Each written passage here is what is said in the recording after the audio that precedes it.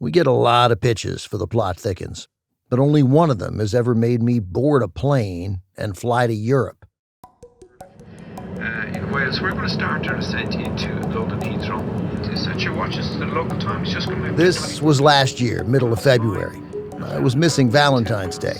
Luckily, my wife is a saint. At the moment, it's about 8 degrees. It'll check up to about 12 or 13 degrees later today. In London, I made my way to Walthamstow, one of the city's older neighborhoods.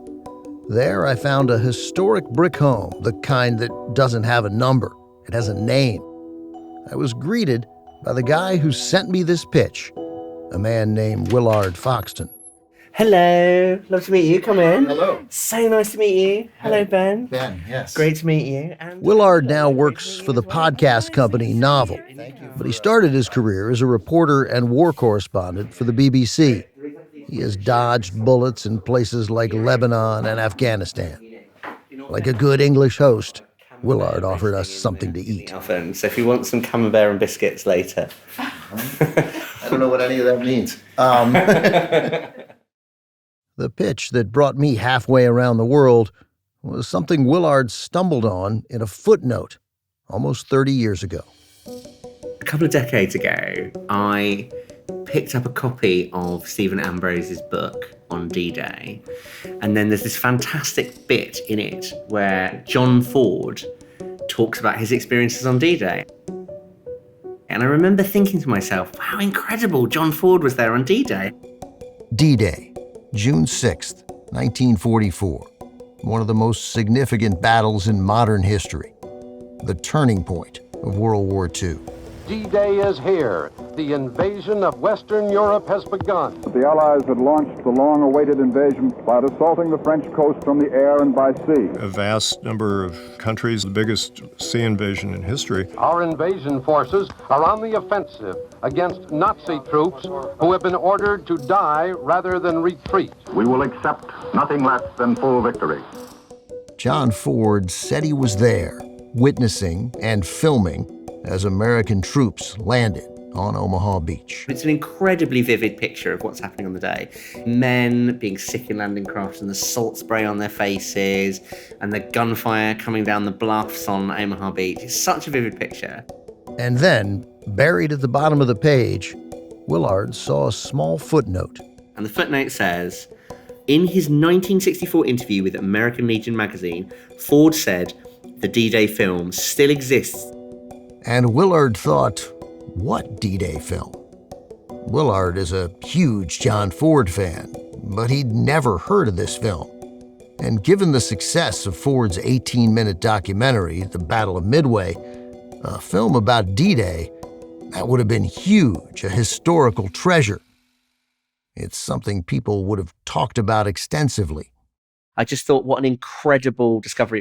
Like, live footage from Omaha Beach would be incredible, but like live footage in color shot by one of the greatest directors of all time. It just felt like the Tutankhamun's tomb of movie making. And that is why I left my wife on Valentine's Day to go halfway around the world. Somewhere out there, Willard pitched us, is a John Ford movie that no one has ever seen about one of the biggest battles in modern history. And I wanted to find it. I was on the hunt for John Ford's missing movie. I have been looking and looking for this film. What it would mean to find that footage is literally incalculable. So I think it's possible that there is a film. It doesn't seem very probable to me. Do you think this is it? Is this John Ford's film?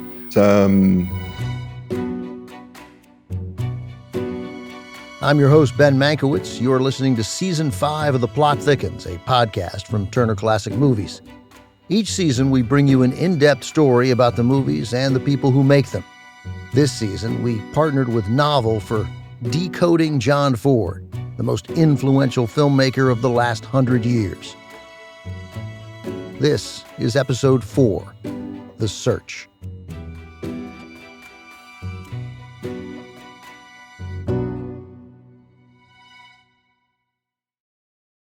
Our first clue came from John Ford himself, in that 1964 article Willard told me about.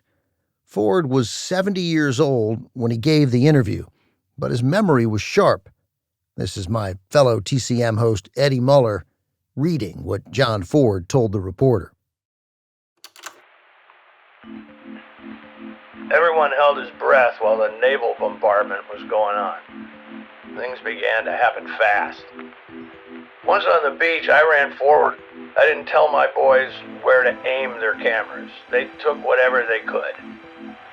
As for his missing movie, Ford not only didn't think it was missing, he told the reporter exactly where it was.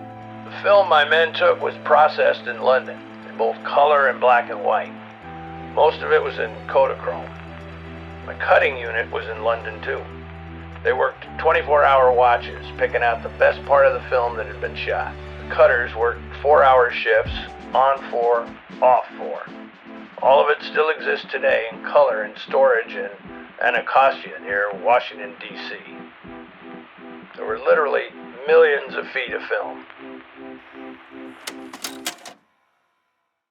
We've established by now that John Ford liked to exaggerate, lie a little, lie a lot. But it's hard not to be struck by how precise he was in this interview. He said there were literally millions of feet of film. He also said it still exists, in color, in storage, in Washington, D.C. It's one thing to stretch the truth. It's another to give such a detailed description of something if it actually doesn't exist. So we started reaching out to people in D.C., trying to figure out what storage space Ford was referring to. And we quickly learned that we weren't the only ones trying to find this movie. I have been looking and looking for this film. This is Bonnie Rowan, a film researcher in Washington, D.C. I always was interested in John Ford and also in D-Day, and I was upset that there was so little footage. 12 years ago, Bonnie read that same John Ford interview, and it piqued her interest. Lost films are Bonnie's jam. She's like an archaeologist for documentaries, movies, and TV shows. Bonnie started digging. So I said, where is this film? So I went to the FDR library to see what they had. If John Ford made a D-Day film, President Roosevelt would not only have seen it, as the commander-in-chief, he would have been the one to commission it. So Bonnie talked to historians at the FDR library. I said, I don't know exactly what it is, but it's about D-Day. They said, no, we've looked at everything. It is not here. Dead end. Next, Bonnie thought, if it isn't in the presidential library, maybe it got sent to the National Archives. She reached out to a connection there, an archivist named Steve Green. As luck would have it, he was working on a D-Day project himself. The 70th anniversary of D-Day was coming up, and the Eisenhower Library, of course, was going to do a big commemoration. If Bonnie's search was tough in the FDR library, searching in the National Archives was like trying to find a drop of rain in the Atlantic Ocean. One of the things that's important to realize about the National Archives is that the number of federal agencies produce hundreds of thousands of motion picture film productions. These hundreds of thousands of films aren't always filed where you'd expect them to be. So even if a film is in the archive, there's no guarantee you'll find it. This is where the magic of an archivist like Steve Green comes in. He's spent so much time burrowed in the files. He knows every hidden corner, every unexplored file cabinet. So he poked around, did some detective work, and then Steve found something. 4 reels of film from the Army Signal Corps labeled as D-Day. They weren't grouped together, they weren't dated, their ID numbers didn't line up. So at first, it didn't look like much of a lead. But when I started to look at the rolls, it was evident that they were part of a 4-reel film production. He figured might as well take a look at them. And then, for perhaps the first time in nearly 70 years, those reels were placed onto a projector. I didn't hear much. I heard hum, and then I heard a narrator England, June 4th, 1944. Bonnie, the film archaeologist, also watched what was on those reels. Unlike the rest of the footage in this collection, which is raw footage, silent for the most part, this was edited and it had this very flat voiceover. The men of the armies marched toward the southern ports. Equipment rolled down the roads. I mean, anyone who's done anything in OSS knows the voice, because it was just someone, and then they did this, and then they did this, and then, there was no drama to it. The invasion had been scheduled for June 5th, but bad weather in the channel had caused a postponement. These reels, if you put them together, look like that could be that film. And it was so exciting. There it was. It ticked all the boxes. A documentary about D-Day, made by the government, that no one knew about or even watched for nearly 70 years. All the boxes, that is, except one. In that American Legion article, John Ford said his film was extremely graphic, full of gruesome images of war. But when you look at it, it wasn't that disturbing. It didn't fulfill the story. Steve Green sent me a digital copy of the film. There's some impressive battle footage, but it's all shot from a distance and not on the beach. Like Bonnie said, it's not disturbing. This is not the opening scene of Saving Private Ryan. It's also not very John Fordian. It's not scored. It's not scenic. The edits are fast. The whole thing seems unfinished. Furthermore, Ford said he shot some footage in color. This is entirely in black and white. So, in the end, Bonnie concluded this is probably not John Ford's lost film. Then Bonnie remembered something else, something Ford said in that article that might explain why no one could find his film.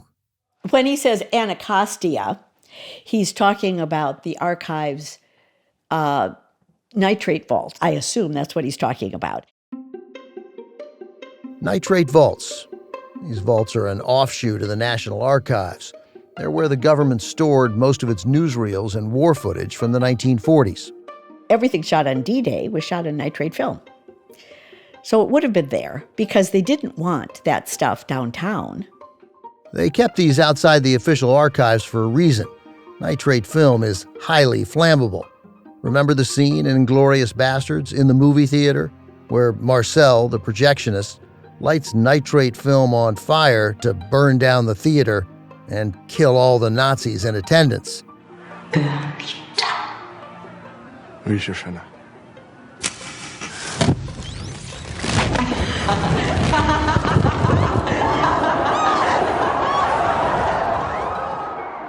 Anyway, nitrate film is dangerous and hard to store properly.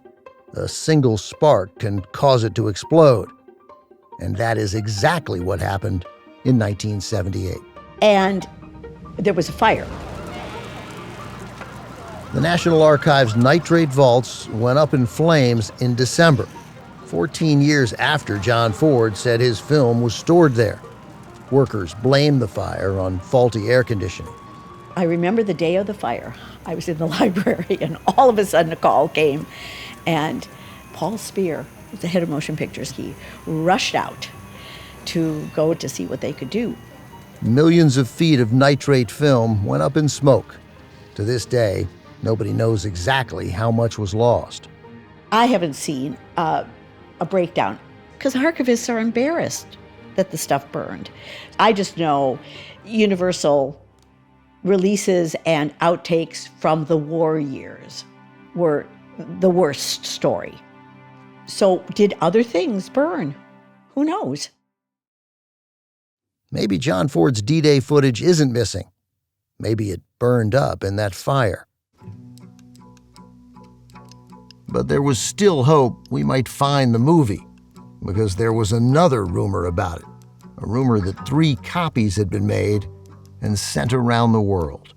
One of the stories was that John Ford made a film, and it was sent to Churchill, Stalin, and FDR. So perhaps the film isn't in the United States. But if Stalin and Churchill also got copies, maybe it is in Russia or the UK. I think there could well be footage in British archives. Maybe the Imperial War Museum, maybe someone just took it home. I don't know.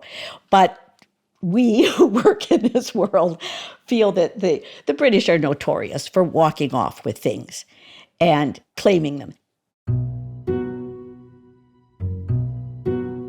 After the break, the search continues in London. So I can't believe that they didn't watch it. So, I mean, it's a glass of port and a cigar, and there you are.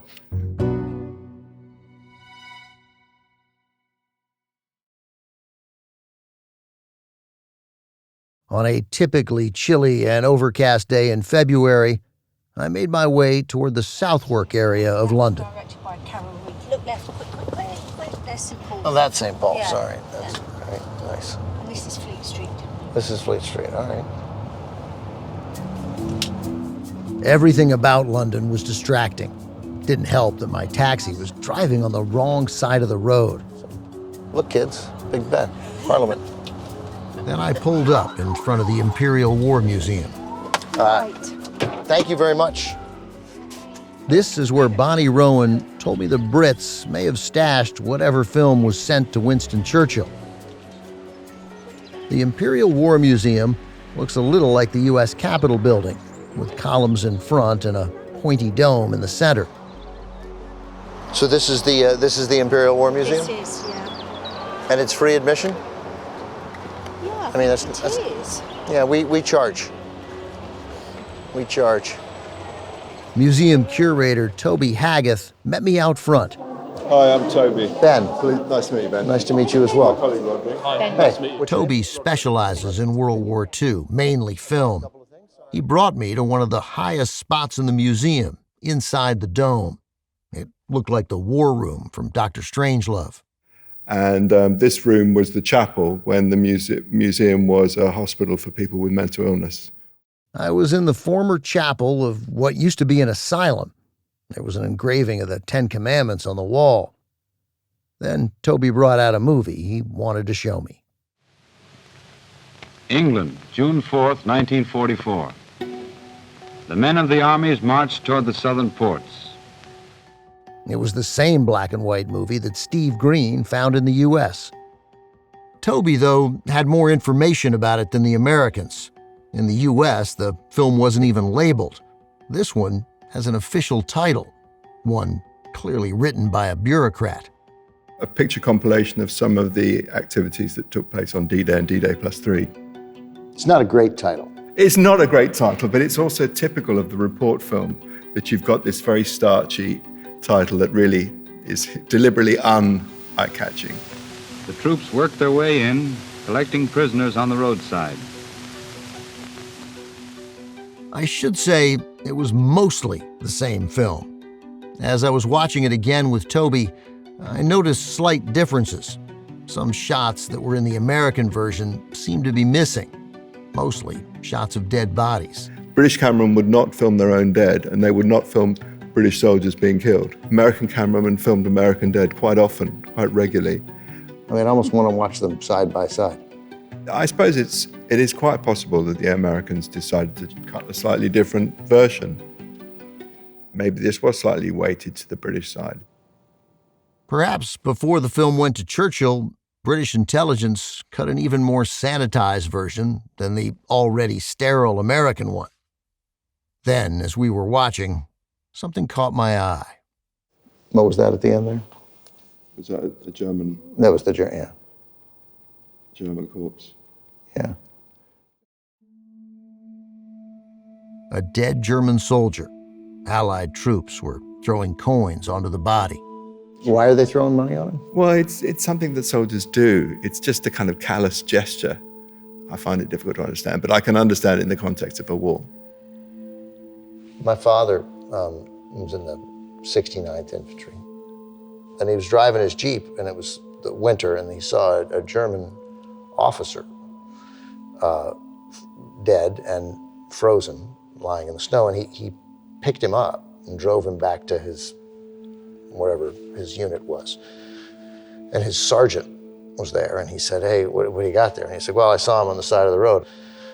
And the sergeant said, "Bury the bitch." I'll never forget that line. It was such a, striking line. And then he was like, "Yeah, we don't pick them up.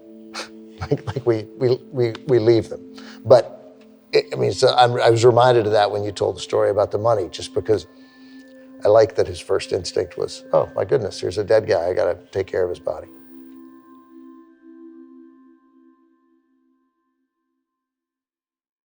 I've now seen two different versions of the same movie on two different shores. Though Bonnie Rowan in the U.S. didn't think this was Ford's film, the fact that this unidentified movie was found in both countries made me wonder if she was wrong. Maybe this is Ford's film. I put the question to Toby. Do you think this is it? Is this John Ford's film? I don't think this is it, no. But the fact that it hadn't been identified is not a big deal. I mean, we've got thousands of feet of footage. It's still not properly catalogued. And I mean, this black and white film is not a lost film. We've had it at the museum since '67. You've had it in America for some time. Of course, merely because this might not be the film we're looking for doesn't mean John Ford didn't shoot anything on D-Day. I think the color film he's talking about, it's quite possible that a film was made, or I would suspect a rough cut was made, or maybe a preliminary version. Maybe they'd even written a treatment for it. So I think it's possible that there is a film, but I doubt it's completed. Toby also confirmed that this 33-minute film did get sent to various military leaders. He even had documentation of what people said after watching it. So I was looking at my records about the film, and apparently it was very well received when it was shown in the British embassies in the Soviet Union. And they all recommended, must be shown to Stalin, must be shown in cinemas in Russia. And obviously a copy was sent to Roosevelt as well. Do we know that they all saw it? We don't know precisely but I can't believe that they didn't. I mean, Churchill, for example, was an avid film watcher and had lots of private screenings and watched lots of official films. So I can't believe that they didn't watch it. And it's only 33 minutes. I mean, it's a glass of port and a cigar, and there you are. A glass of port, a cigar, and there you are. I don't know what Toby's talking about, but I know I like it. The day after meeting Toby at the museum, I took the train to Cambridge to see the Winston Churchill Archives. So you're in the inner sanctum of the Archive Centre at the moment, in our strong rooms. This is where we keep the original material. It's quite chilly in here. Yeah, so we keep this space at about 15 degrees centigrade and about 50% humidity. Churchill took notes on every movie he watched. And what we have here is a book which was kept by the projectionist who was responsible for showing films for the Prime Minister. Looks like you watched Casablanca twice. And there in November of 1942, he's looking at Young Mr. Lincoln, which is a John Ford picture. And gets a very good. Oh, Pride of the Yankees. There we go. That's a Herman Mankiewicz film. It's my grandfather's movie. He wrote that script. Afraid it only gets a fair. Only got a fair. All right. Well, you know what? You guys don't know anything about baseball. I'm sure if it had been about soccer, he would have loved it. I wanted to see if he had any notes on a film about D-Day. Any film about D-Day. We have documents relating to what Churchill is doing at around that time. Sadly, none of them mention him viewing the film. It's just not mentioned in any of the contemporary diaries or minutes. There was nothing in the records. My UK search left me feeling a little bummed out. But then I started thinking. That discrepancy between the American and British 33-minute films and how the British version was even more sanitized, it reminded me of something else John Ford told the reporter in that 1964 interview. Ford not only claimed his D-Day footage was extremely graphic, he said he thought the government buried it because of that, because it was too disturbing. June 6, 1944 was a slaughterhouse from the Allied point of view, an utter, complete slaughterhouse. Ford biographer Scott Eyman says, maybe the world just wasn't ready to witness what really happened on D-Day. There were bodies being decapitated by machine gun fire. There were limbs, free-floating limbs in the water. It was really bad. So the question becomes, how do you edit that into anything you can show to an audience in 1944 or 1945 or 2023, for that matter? I mean, there's an old saying that in war, truth is the first casualty. Another Ford biographer, Joseph McBride, spent years uncovering and declassifying Ford's war documentaries and studying World War II films. He confirmed that a lot of things were buried, including about D-Day. A lot of the public was in the dark until after the war about how gruesome it had been. The government didn't want the public to see graphic combat footage. We still don't even know the number of people killed on the beaches of Normandy. I find that kind of odd. And the landings of the paratroopers, which were done just ahead of the invasion, were a disaster. And those kind of things were covered up. So maybe Ford did make a film, but Americans weren't ready to see it. And if it was too gruesome for the Americans, then it certainly was for the British, too. But what about the third country the film was sent to? What about the copy sent to Joseph Stalin?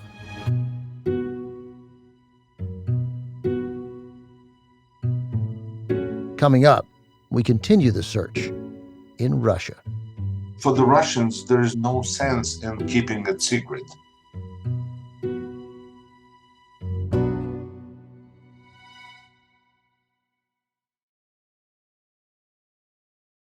Do you know who Joseph Stalin's favourite movie director was? Mr. John Ford. Willard Foxton, who first told me about John Ford's missing movie, said he thought that Russia might actually be our best hope for finding the film because of a certain dictator's taste in movies. Stalin loved Ford, and one of my favourite things about it is Stalin had a movie archivist who used to keep detailed notes of Stalin's movie taste and every single movie Stalin watched and Stalin's comments during the movie. And frequently, while watching John Ford movies, he would make comments like outrageous capitalist cowboy filth. But as soon as he'd get towards the end, he'd be like, oh, and get me another one. So he loved a cowboy movie. Willard insisted that if the film did make its way to Russia, Stalin would have eaten it up. If a package had arrived for Stalin from Mr. John Ford, Stalin would have watched it. So that's the next thing I'd go for. So that was the plan, to go to Russia to dig there. There was a problem, though. When I got to my hotel room that night, I turned on the news.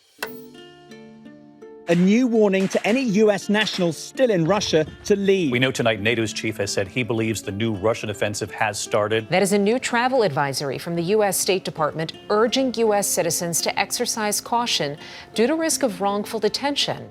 Listen, I may have ditched my family on Valentine's Day, but my bravery has its limits.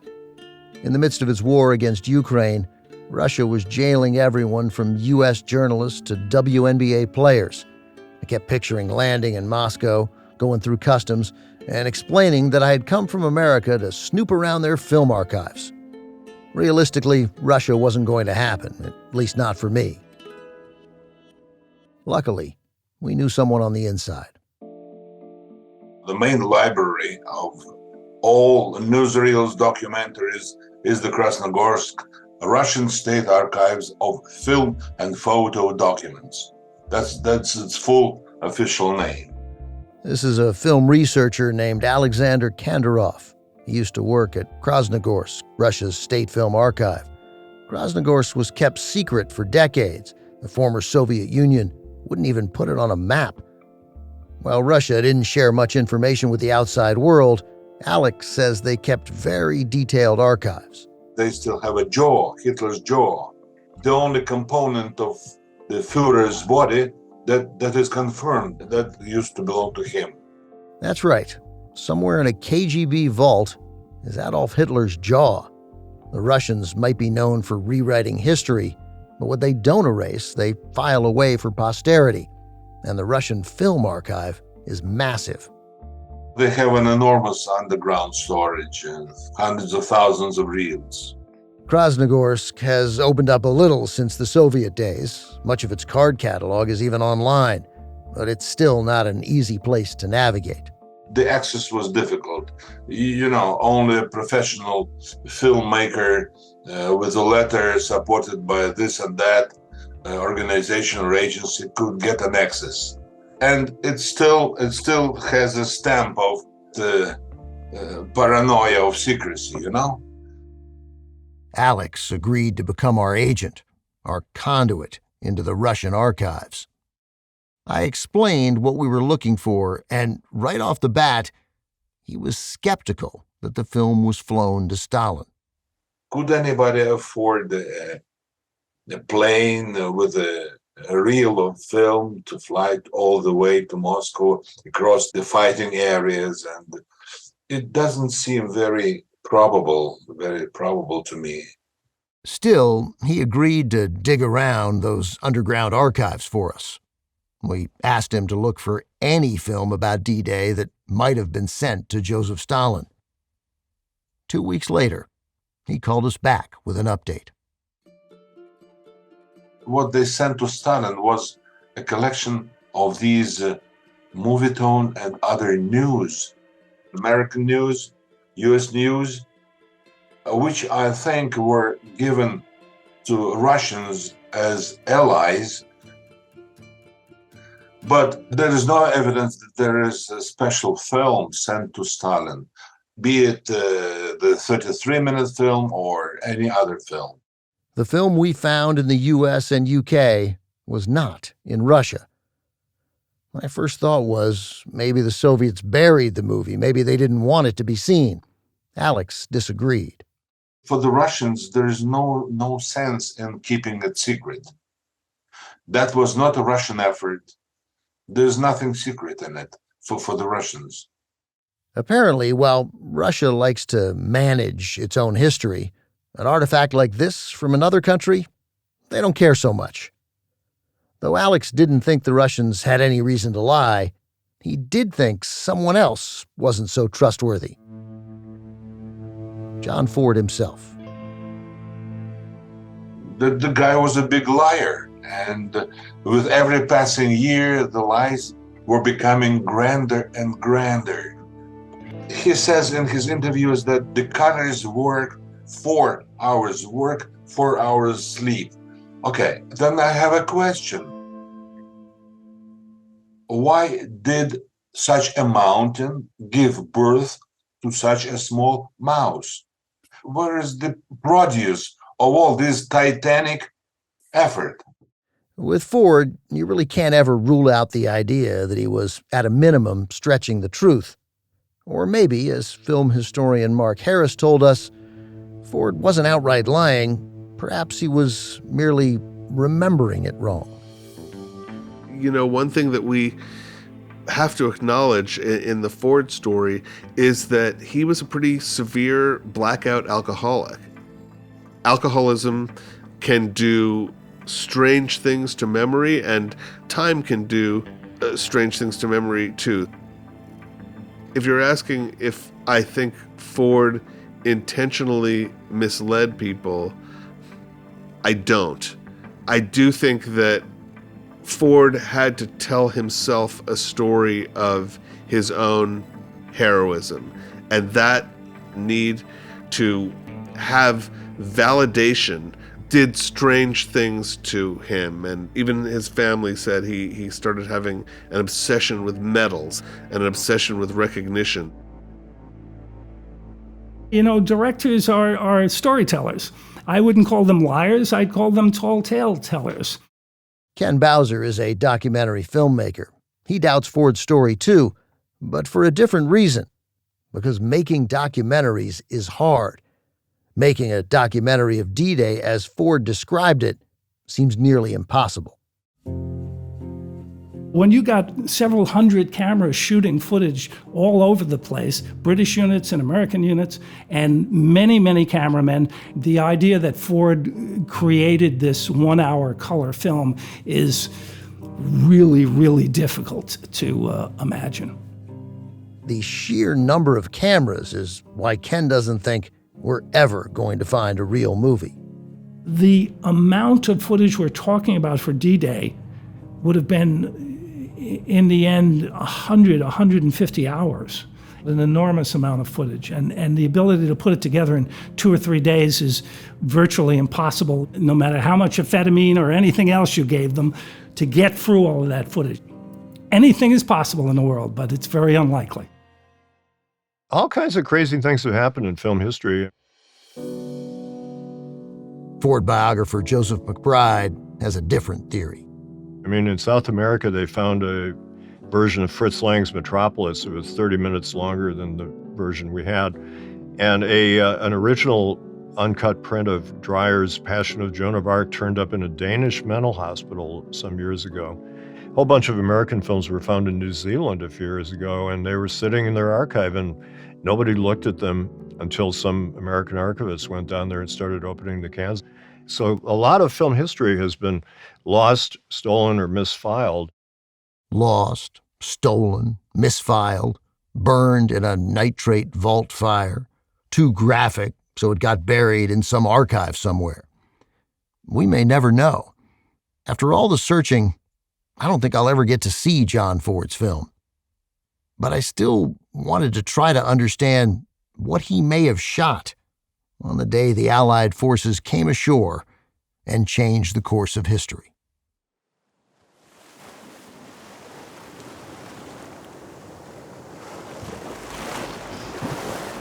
It's midday on Thursday, and I'm staring out at the beach, staring out at the English Channel on Omaha Beach. Whatever film was shot on June 6th, 1944, it was shot here in this section of beach on the Normandy coast. The wind that morning was strong and cold, middle of February cold. I was joined by an Irishman named Ed Robinson, a tour guide, an expert on D-Day. Hello. The wind is picking up and it's drizzling slightly. It's going to be a bit cold. Standing on the sand, he gestured to the water and began to tell me what John Ford might have witnessed 80 years ago. This is exit Dog 1. This is the very westernmost point of Omaha Beach, and this is where the famous landing scene in Saving Private Ryan is supposed to have taken place. This was one of the 2 spots on Omaha Beach where the American forces lost the most men when they came ashore in the initial assault waves here on the beach. Under the command of General Eisenhower, Allied naval forces began landing Allied armies this morning on the northern coast of France.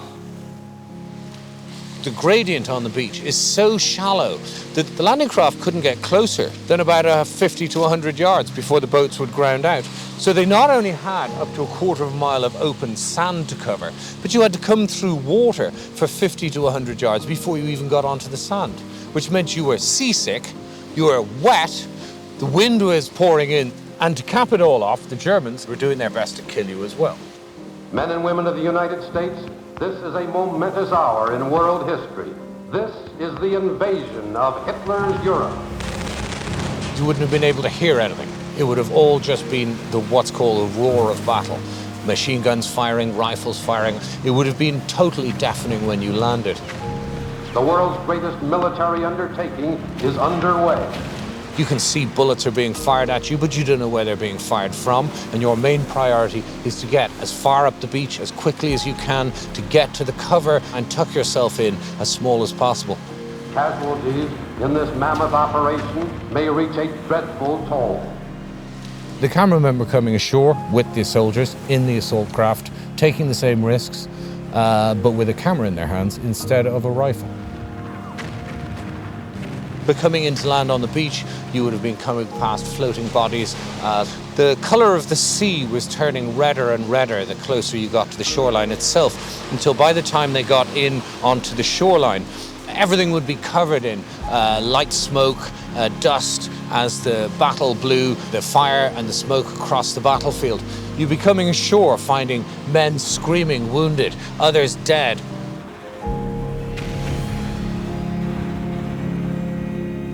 Three to 400 men died on the beach, no more than about 500 yards in any direction from where we're standing at the moment. 300 to 400 men just within 500 yards of where we are. Exactly. It was, to say the least, a lot to take in. I explained to Ed how I ended up on Omaha Beach, and to my surprise, he told me he'd heard about the John Ford film. He gave me his theory about what might have happened to it. There is a story that a lot of the footage which was shot on D-Day was being passed from a landing craft up to a destroyer, and it was dropped into the ocean between the two of them and never seen again. On D-Day, you would have had 3-foot waves inshore and 6 to 8 foot waves offshore. So right now it looks unbelievably calm. Yeah. This was not how it was on June 6th. The landing craft is bouncing up and down on the side of it, and you're trying to get a duffel bag weighing 50 or 100 pounds up the side, vertical side of a ship, 20 feet high, from the moving deck of a landing craft onto a destroyer. No. I'm surprised they only dropped one duffel bag. All right, yeah. So maybe that's what happened. Priceless reels of film shot by a team of Hollywood cameramen, all led by John Ford, with footage of one of the most important battles in modern history, slipping away into the ocean, truly lost.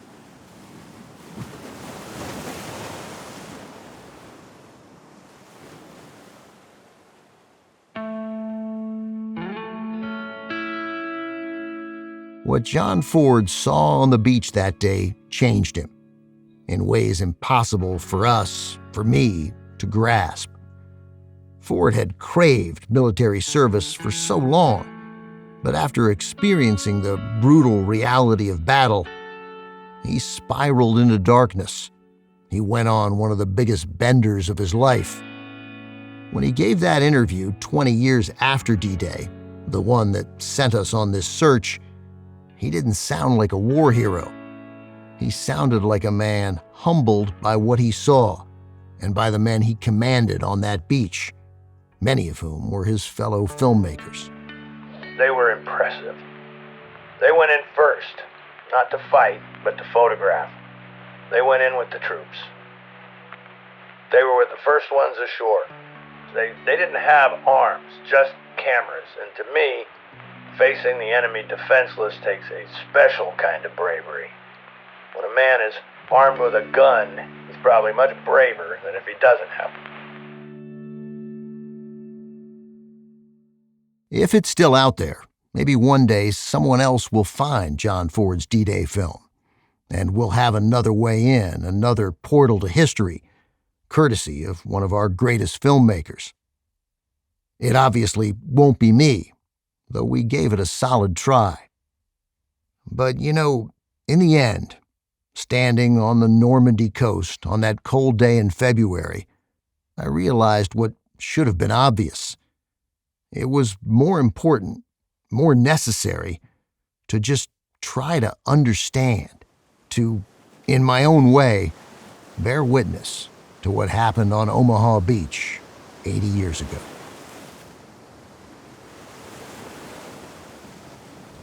It's quite something. Like, I knew it was going to take my breath away, but it did. And I was like, oh, this will be moving. And then, of course, I started to cry.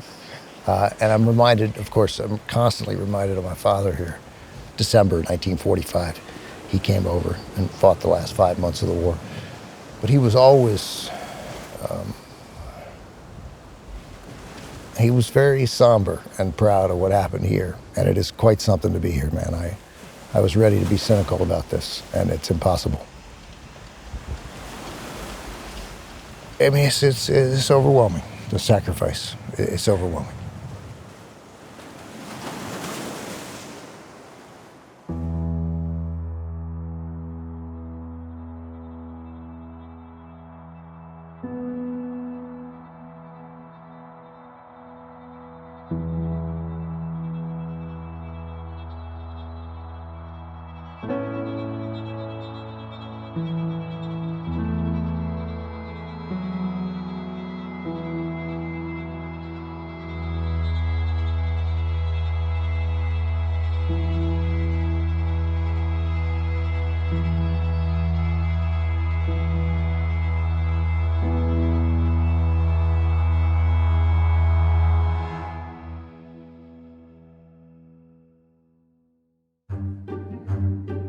Next week on The Plot Thickens, we continue our quest, not for John Ford's film, but to understand Ford himself.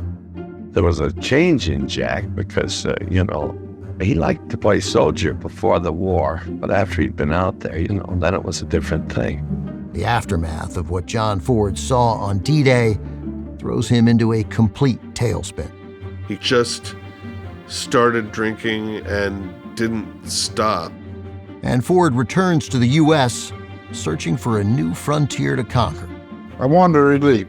I was anxious to get away from Hollywood, get out in the great open spaces. He sets up shop in the desert and starts to build his own kingdom. It's like a summer camp, and he's running it. He could be absolutely hideous to people, dreadful, very, very nasty and unpleasant. If you got into an argument with the old man on set, he would blackball you from films until he was ready to forgive you.